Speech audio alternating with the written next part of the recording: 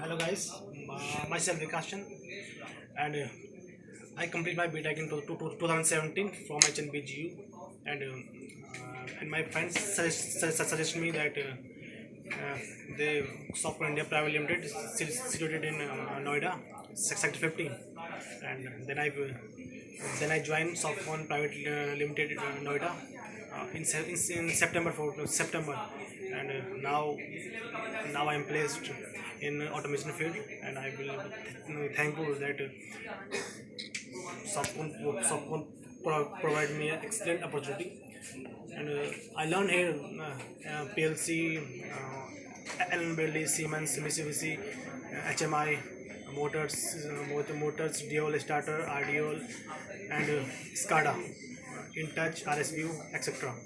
So please guys join and enhance your knowledge as per my advice. Thank you.